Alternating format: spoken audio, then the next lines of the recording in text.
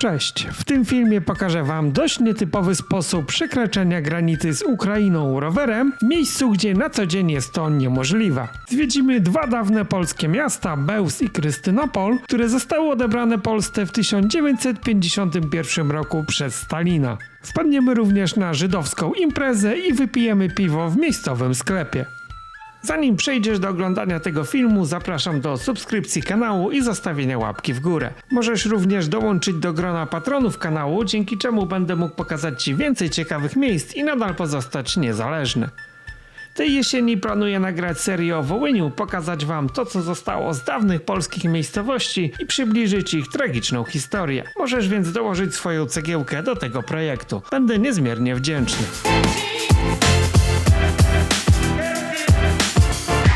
Dziś kolejny film z Ukrainy, ale zaczynamy z Polski.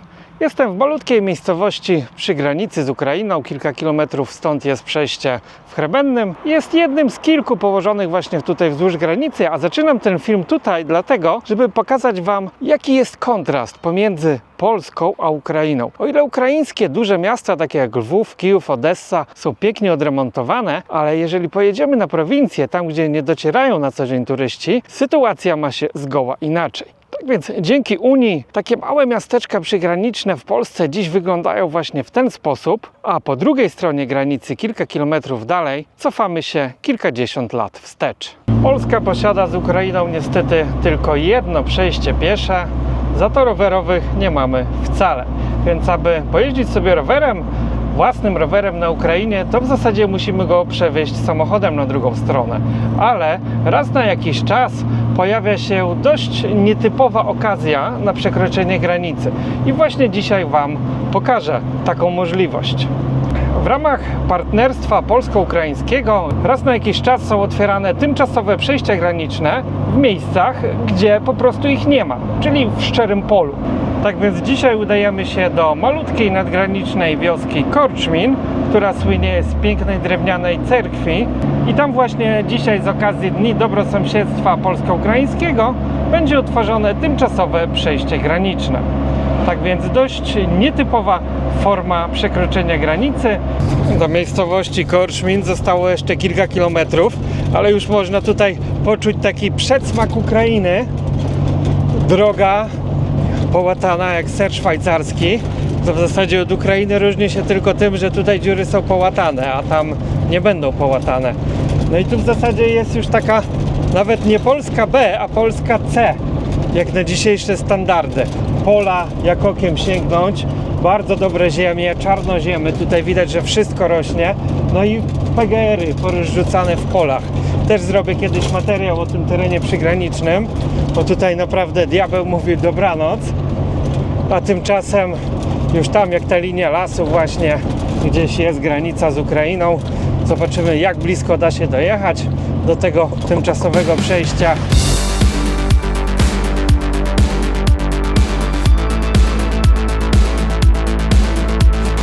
Jesteśmy już na parkingu przed granicą. Tutaj widać, że przygotowano łączkę, nawet postawiono toj-toj. I tam już droga, która kiedyś de facto była w granicach Polski, dlatego właśnie takich dróg tutaj jest sporo. Dzisiaj są one po prostu przegrodzone szlabanami, przegrodzone płotem ukraińskiej systemy z czasów Związku Sowieckiego.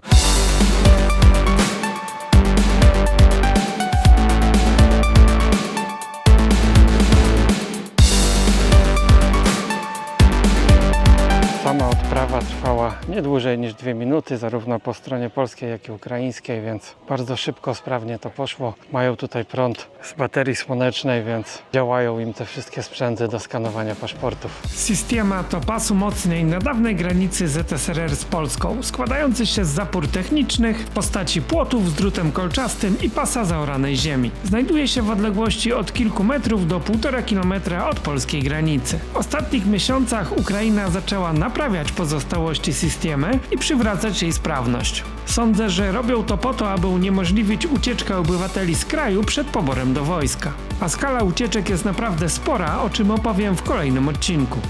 jesteśmy już po drugiej stronie. Tutaj właśnie w 1951 roku wieś Korczmin została przedzielona granicą i jako, że mieszkańcy tej strony nie mieli dostępu do kościoła, cerkwi, która znajduje się po drugiej stronie, tak tutaj jest właśnie taka mała kapliczka ze studnią, z wodą cudowną, więc można od razu sobie nabrać do bidonu, się napić. I właśnie odbywa się tutaj teraz msza, oczywiście w języku ukraińskim. Jest tutaj na pewno kilkaset osób, więc chyba jakiś taki mały odpust. I rozstawiono tutaj też memoriał pamięci żołnierzy, którzy zginęli pewnie z tego regionu tutaj. A tymczasem udajemy się teraz do miejscowości Bełz, byłej polskiej miejscowości, tak jak ogólnie te wszystkie tutaj tereny do 1951 roku leżały w granicach Polski. I część z Was może się zdziwić, jak do 1951, kiedy granica została ustalona w 1945. Tak, wzdłuż Bugu, tak zwane kolano Bugu, przebiegała stara granica. Później okazało się, że znaleziono tutaj bardzo bogate pokłady węgla kamiennego. I Stalin stwierdził, że nie możemy Polakom zostawić tak cennych zasobów, więc trzeba jakoś to zabrać. Więc uknuto plan, niby Polska wystąpiła samodzielnie do Związku Radzieckiego o to, żeby wyrównać granice, czyli tak zwana korekta granicy z 1951 roku. My oddaliśmy Związkowi Radzieckiemu kolano Bugu, a w zamian otrzymaliśmy nieużytki w Bieszczadach. I właśnie na tym terenie dziś jest na przykład Zalew Soliński czy Ustrzyki Dolne, a poza tym mnóstwo nieużytków. Oddaliśmy za to bardzo żyzne ziemie, czarnoziemy, no i mnóstwo węgla. Korekta granic wiązała się z akcją przesiedleńczą, która otrzymała kryptonim HT. Jest to skrót od nazw wysiedlanych powiatów tomaszowskiego i hrubieszowskiego.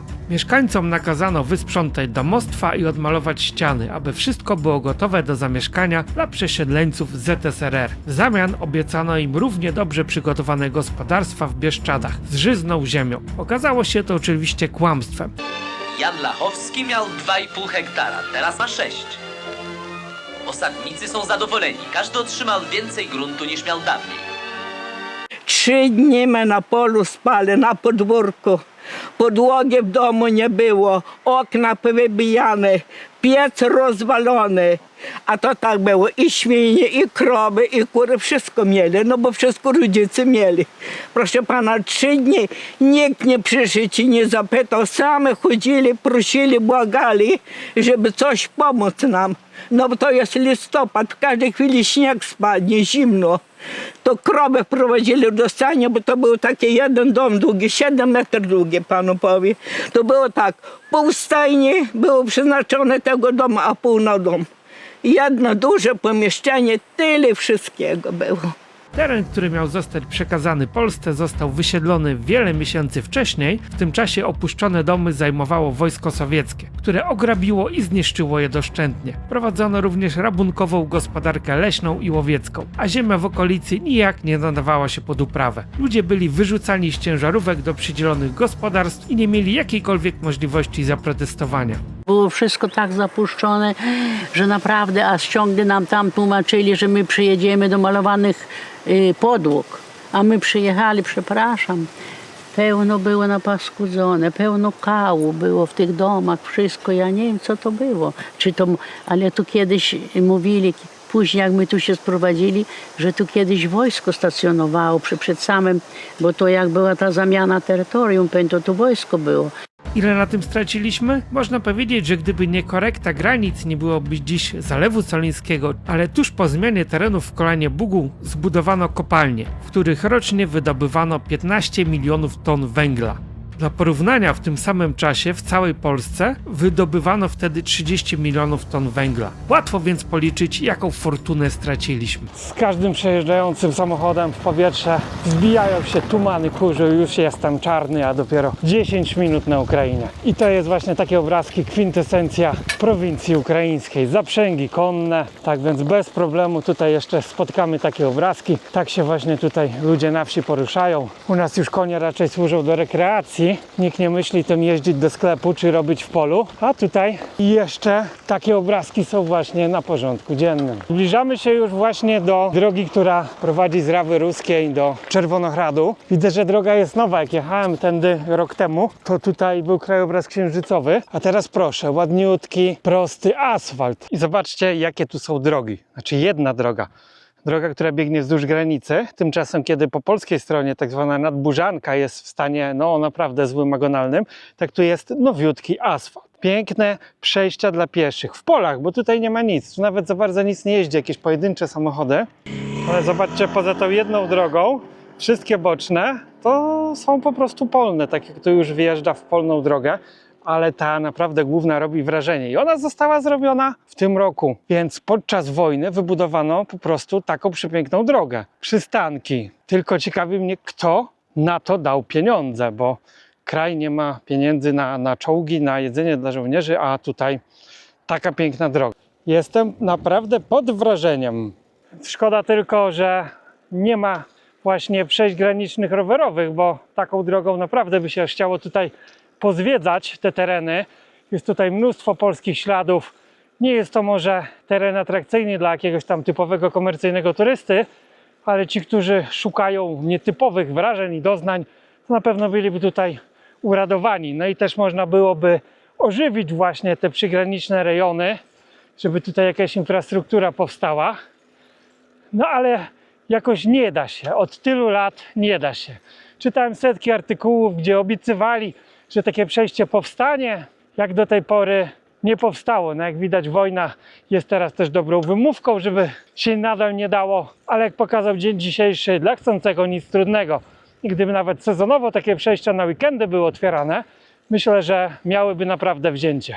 Pierwszą miejscowością na dzisiejszej trasie jest Bełz, dawne polskie miasto. No i po drodze mnóstwo jakichś upuszczonych PGR-ów, tutaj opuszczona stacja benzynowa. Ta droga tylko po prostu tutaj nie pasuje, bo jest taka nowoczesna, a jednak ta stara bardziej wkomponowywała się w krajobraz. Ale cóż, przyszło nowe, więc może i ten region się właśnie teraz rozwinie. Pomimo, że jest to miasteczko właśnie porównywalne z tym, którym pokazywałem Wam wcześniej na początku tego filmu z Lubyczą Królewską, tutaj jest podobna liczba ludności, wygląda to nieco inaczej, jakbyśmy się tak cofnęli 40-50 lat do tyłu. Widać poza główną drogą asfaltu brak, chatki takie dość ubogie, skąpe, samochody tutaj, to tak lata 80. widzę dominują, a może nawet i wcześniej, ale naprawdę taki swojski, sielski klimat. Że w Polsce już nawet na Podlasiu ciężko o taki.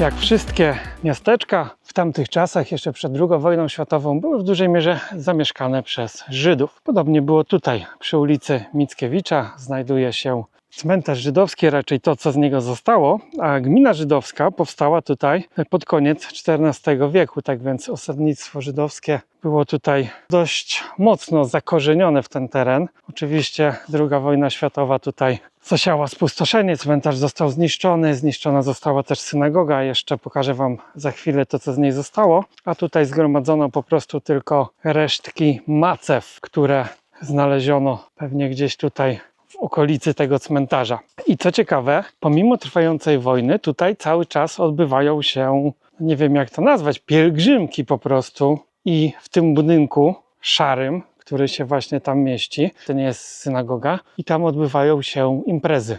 Tuż za płotem są domy jeszcze na pewno przedwojenne, a zobaczcie tutaj, jak sobie na tym cmentarzu, jak się po prostu Żydzi urządzili. Mają tutaj wentylatory, żeby im nie było gorąco, mają lampy owadobójcze od komarów, żeby ich tu nic nie kąsało. Inna epoka zupełnie i słyszę tam właśnie gdzieś język żydowski po prostu za tego płotu, więc oni tutaj siedzą. Słyszę, że trwa tam chyba jakaś impreza, więc postaram się zajrzeć do środka. I szczerze, takiego obrotu sprawy naprawdę się nie spodziewałem. Przez myśl nawet by mi nie przeszło, że takie rzeczy dzieją się 2 km od polskiej granicy i to w czasie trwającej wojny. Swoją drogą ciekawe, jak oni tutaj przylatują.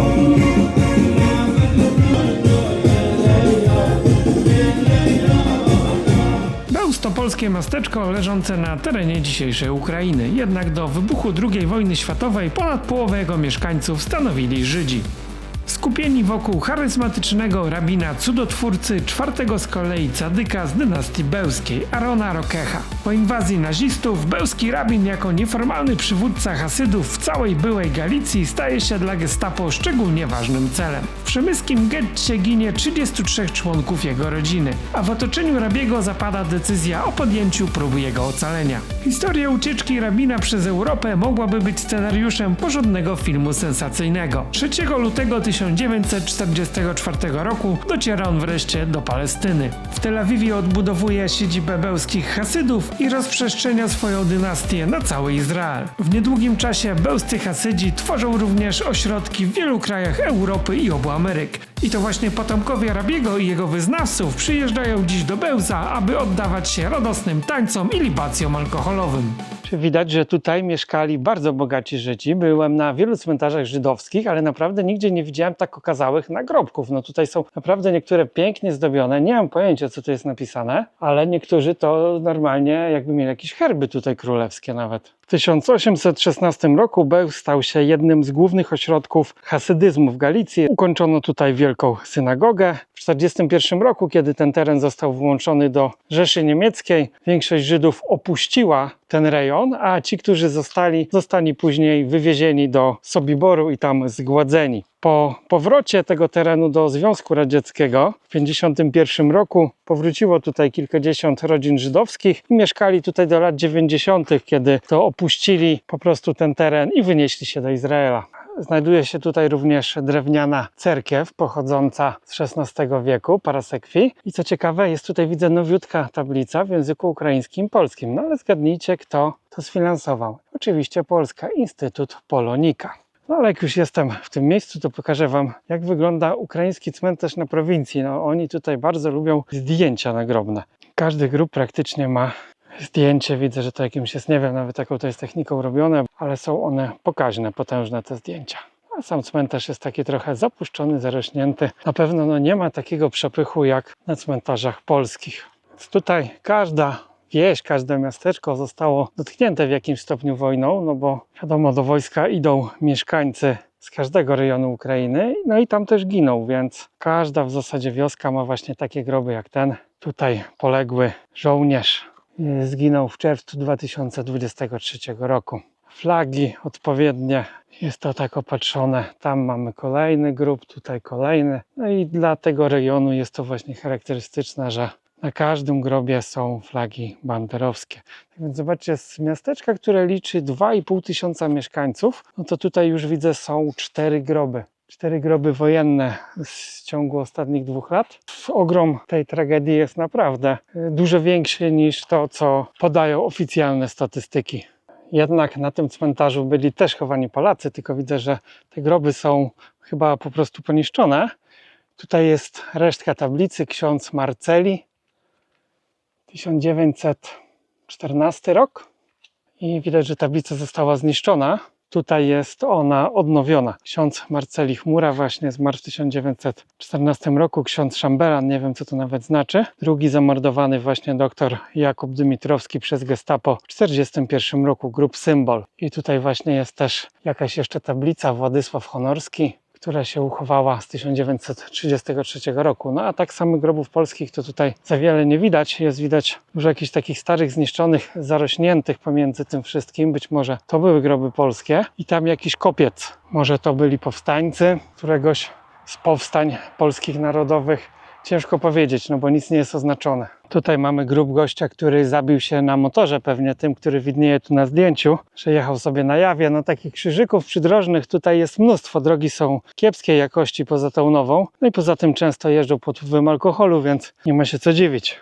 I udało mi się znaleźć polski grób. Tutaj spoczywa właśnie pod tym niebieskim krzyżem Eugeniusz Puszczałowski. Dużo polskich grobów jest właśnie poniszczonych. Tutaj Franciszka Liskiewicz. Krzyż jest strącony. Tutaj też grób został zniszczony. Tam napisy też pewnie są to polskie krzyże stare, ale napisy są już zatarte całkowicie.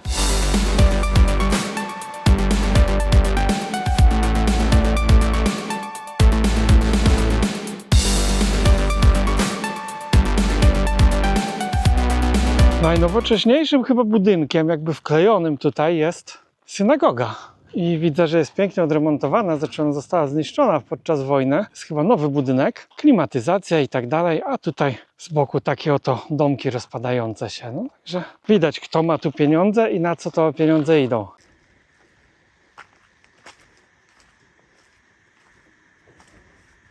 Takich opuszczonych domów jest tutaj mnóstwo. Tu był jakiś urząd ewidentnie. Zrobiono tu później melinę, widać, pijacką. Też na pewno budynek pamięta czasy polskie. Być może był tu jakiś areszt. Są kraty. To jest nie za słaba budowla. Ale urząd... Tak, bo jest tutaj nawet tabliczka, która już się trochę starła. No niestety nie odczytam za bardzo, co to było. I takich opuszczonych budynków jest tutaj znacznie więcej. Tuż obok synagogi jest budynek po dawnym klasztorze sióstr Felicjanek. Po części jest on dzisiaj, widać, opuszczony, zrujnowany. Rozstają go bluszcza. Tam, kurde, można byłoby pobuszować w środku. Ale w jego części, tutaj gdzie są nowe okna, znajduje się dziś szpital, widzę jakiś. Tak więc jest tutaj szpital, ośrodek zdrowia. Swoją drogą nie chciałbym tu się znaleźć, ale jako ciekawostkę powiem, że jeżeli ktoś się wybiera z Was na Ukrainę, tak, nie trzeba tutaj wykupywać żadnego ubezpieczenia, gdyż jest umowa dwustronna. Mamy mieć tutaj takie same warunki jak Ukraińcy w Polsce, czyli bezpłatną opiekę medyczną i dostęp do niej bez kolejki. Więc możemy jechać leczyć się na Ukrainę za free. I teraz mijamy budynek miejscowej szkoły. Rok budowy 1954, czyli już właśnie po włączeniu tych terenów do Związku Radzieckiego. No, trzeba było tu wtedy stworzyć swoją administrację, więc jak widać, te budynki takie administracyjne są właśnie wybudowane w tych latach 50. No, widać, że wiele sklepów tu jest dziś zamkniętych, pustych. To jest też jakiś nowy tutaj zupełnie budynek, niepasujący do tej zabytkowej reszty, bez składu i ładu. Rynek w Bełzie. To miasto ma ponad 1000-leczną historię. Tutaj pierwsze wzmianki są datowane na rok 1030, kiedy to właśnie Polacy zajęli te tereny. I dzisiaj jeszcze zachowało się tutaj naprawdę sporo zabytkowej zabudowy, ruiny w zasadzie takie. Pojechał właśnie samochód wojskowy, ewidentnie na rejestracji polskiej z Krakowa. W Polsce takich sklepików już nie ma właśnie w tych małych miasteczkach. Tak tutaj widać, to się uchowało. O, i tutaj jest ewidentnie otwarte. Można sobie kupić piwo w sklepie, w kuflu i od razu tutaj spożyć. Nie ma najmniejszego problemu. No, niecałe 3 zł, świeże, zimne piwko. Także niestety wszystkie restauracje tutaj sklepowa, powiedziała, są zamknięte. Mieszkańcy są też bardzo zadowoleni, że dzisiaj jest otwarte to przejście. Też dużo się właśnie z nich wybiera na polską stronę, odwiedzić starych znajomych, bo tak jak właśnie mówili, mają rodziny po polskiej stronie. No, kiedyś ta granica sztucznie tutaj właśnie podzieliła po prostu rodziny. Nawet okazało się, że rolnicy mieli pole po prostu za tą granicą. No a dziś muszą jechać kilkadziesiąt kilometrów dalej do przejścia w Wuchnowie albo w Rawie Ruskiej. No i nie zjemy tutaj dzisiaj nic, więc trzeba się żywić po prostu tym, co jest ze sklepów. Ale też, co tutaj właśnie dziwili się, jak porozmawialiśmy, że w Polsce nie można jeździć po piwie rowerem, a tutaj można. Jest na szczęście zimne piwo i zobaczcie, jakie są ceny piwa. Za 3 zł już sobie kupimy tutaj browara. Nawet są za 2,50. Lwiwskie na przykład w puszce 2,50. Litrowe piwo kupimy sobie już za 4 zł. No ceny są nic, tylko pić. Nawet Carlsberg kosztuje 3 zł. Czy Staropramen czeski 3,50. Lekko ponad. Dobre wino już za 10 zł można tutaj kupić, sobie wypić. No. Że jest mocno tanio w porównaniu do cen polskich. Też zawsze sobie kupuję takie sery. Więc to około 7 zł kosztuje taki serek. Tutaj 2 zł za taki warkocz. Czy bardzo dobra cena. Napoje też są bardzo tanie. Na przykład w puszce jakieś tam kole Sprite 2,50. A duża kola 1,5 litra kosztuje 4,5 złotego. Tak więc tutaj legalnie można sobie prowadzić rower po spożyciu piwa, nawet kilku, i za to nic nie grozi, dopóki nie wjedziemy pod jakiś samochód. No to jest takie zdrowe podejście do życia, a nie czaić się, jak policja w Polsce czai się pod sklepami, łapie pijaczków, raz mandat za spożywanie, 2 za jazdę rowerem po spożyciu alkoholu. Tutaj też można sobie pić w sklepie, nie jest to karalne. Rozmawialiśmy tutaj teraz z miejscowymi, że ta Unia to w sumie nie jest taka dobra, bo jak im powiedziałem, że nie będzie już można pić alkoholu, ani jeździć rowerem po spożyciu, no to stwierdzili, że oni jednak nie chcą do Unii. Ale jak już zjedziemy z tej głównej nowej drogi, tak, wygląda to właśnie w ten sposób. Spod tego żużla, jakiegoś żwiru przewija się tutaj stary bruk, jeszcze pewnie pamiętający na pewno czasy wczesnopolskie. W okolicy rynku są właśnie takie zabytkowe wille, widać, że są nadal zamieszkałe. Budynek Urzędu Miasta wybudowany w 1955 roku, tak jak mówiłem, tutaj większość właśnie tych budynków administracyjnych została wybudowana tuż po przejęciu tego terenu przez Związek Sowiecki, a właśnie tutaj w sąsiedztwie Urzędu Miasta znajdują się ruiny klasztoru Świętego Mikołaja. I jeszcze tam sama ta część kościelna jest w miarę odremontowana i używana dziś do okazyjnych nabożeństw. Tak już tutaj ta część, w której mieszkali zakonnicy, no to jest w stanie trwałej ruiny. Widać, że już nie ma nawet żadnego stropu, dachu. Wystają drzewa ponad obrys budynku. Tutaj budynek chyba miejscowej drużyny piłkarskiej, opatrzony radośnie flagami banderowskimi. No a sam klasztor, no jak na tamte czasy, to był bardzo pokaźny. On pochodzi z XVII wieku. Tutaj po desce można się wspiąć na górę i spróbować wejść do środka. Tak wygląda to w środku. To jest część, w której kiedyś zapewne mieszkali zakonnicy. Tutaj gdzieniegdzie stropy już są pozawalane, więc dość niebezpiecznie. Generalnie nic ciekawego tutaj nie ma. Widać, że strop był zabezpieczany, ale dachu już tutaj też nie ma. Tutaj był dziedziniec kiedyś, na którym mnisi się modlili, kontemplowali. Dzisiaj jest to wszystko zarośnięte, więc ciężko nawet cokolwiek tam zobaczyć.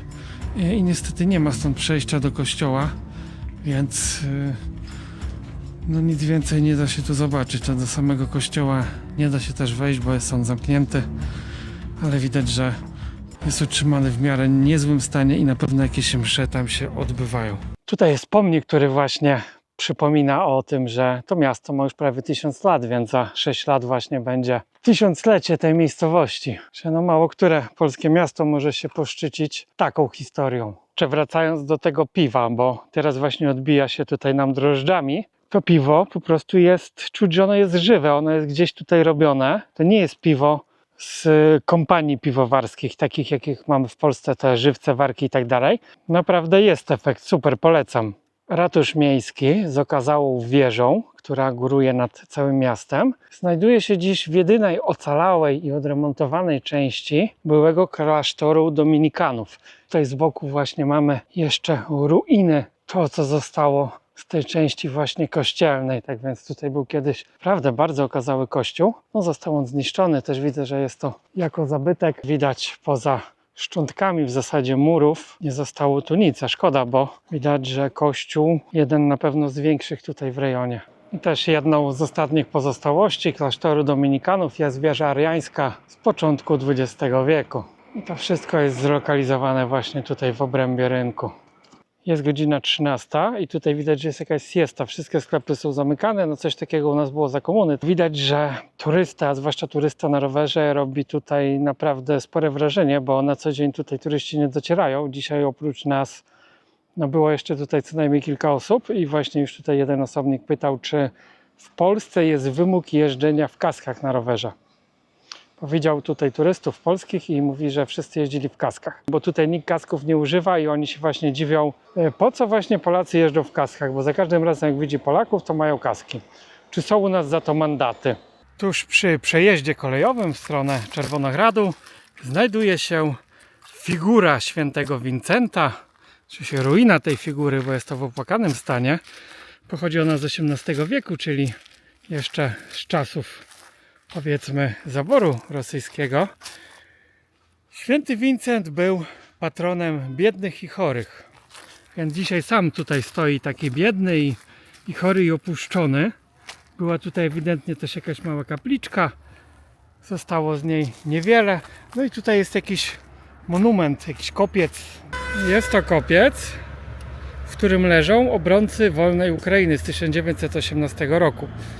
Czyli zginęli w walce z Polakami. Obok są ruiny jakiegoś niezidentyfikowanego budynku. Takich budynków jest tutaj naprawdę mnóstwo. Wprawdzie nie wiem, co akurat mogło mieścić się tutaj. Być może coś z infrastruktury kolejowej.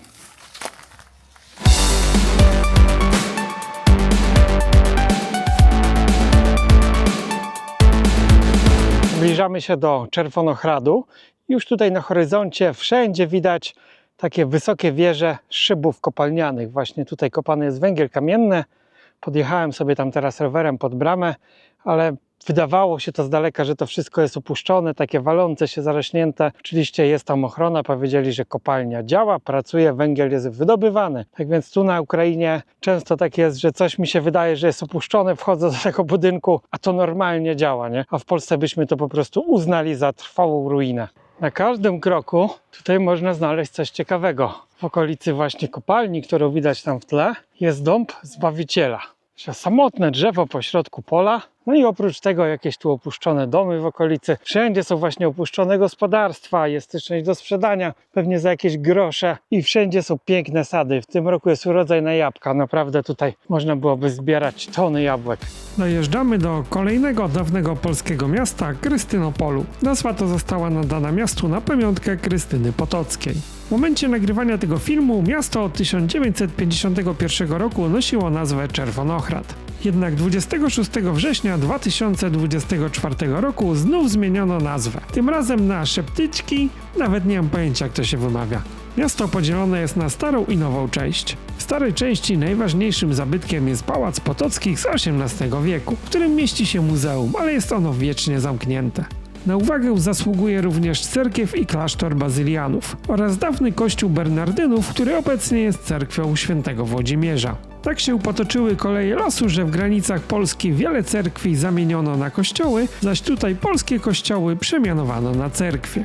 W nowej części miasta, wybudowanej na potrzeby górników za czasów Związku Sowieckiego, panuje oczywiście postkomunistyczny klimat. Ale to miasto jest i tak dość bogate jak na ten region Ukrainy dzięki dość solidnym górniczym pensjom. Główny deptak w Czerwonohradzie. Szukamy jakiejś knajpy z ukraińskim jedzeniem, z pierogami i okazuje się, że nie ma, gdyż jest tutaj same sushi i ekskluzywne włoskie knajpy. No tego bym się nie spodziewał. I w ogóle pomiędzy tym wszystkim właśnie tutaj, tak jak widać, taki mocno postsowiecki klimat. Są powklejane jakieś nowoczesne restauracje jakby z innego świata. Też przed chwilą mijaliśmy, były dwa autobusy pod kościołem żołnierzy, którzy po prostu jadą na front. Żołnierzy nie wolno nagrywać, więc wam tego nie pokażę. Średnia wieku 50 lat. I takich ludzi się tutaj właśnie wysyła na front, kiedy w Lwowie, Kijowie po tych ludziach też nie było widać, jak to się mówi, pieniędzy na ciele. Bo większość była w ubraniach cywilnych.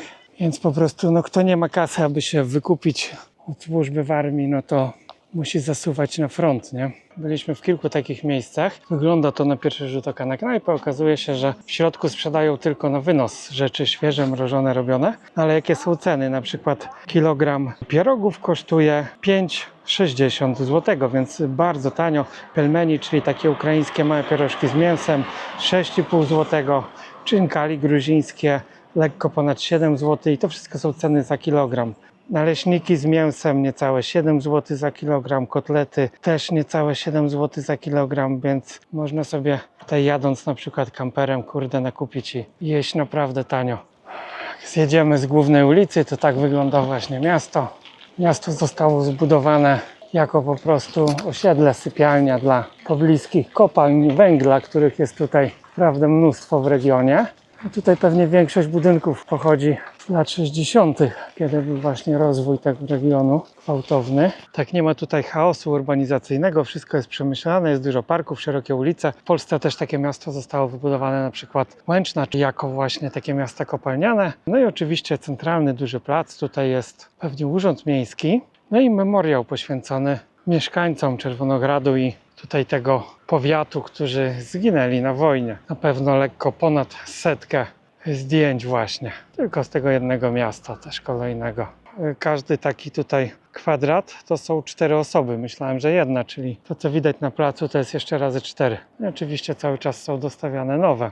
I zobaczcie, jacy tu właśnie ludzie walczą. Ten wygląda już naprawdę jak dziadek, a to jest tylko 73 rocznik, więc no. Jeszcze trzeba się chociaż piwem najeść, jak nie ma co jeść. Piwo 3,50 cytrynowe. Ubolewam nad tym, że w Polsce nie da się już kupić piwa cytrynowego. Jest cytryna z czymś zawsze, a nie ma samej cytryny, tak jak kiedyś był Lech Shandy. Jest to nieosiągalne i to jest, no można powiedzieć, zbliżone do tego, ale nawet lepsze. Więc zdrowia. No i tu nie ma zerówek. Wszystko ma jakiś tam procent. Jako że nie można było znaleźć knajpy z jedzeniem ukraińskim, no to trzeba się najeść piwem. I akurat nie chciałem już jeść suszonej ryby, więc wziąłem pączka, piwo i pączek. Zapłaciłem 6,5 zł za to wszystko. No to jest naprawdę super tanio i to jest w centrum miasta. Że tutaj zaraz obok są te właśnie kościoły, tam z tyłu jest Dom Kultury.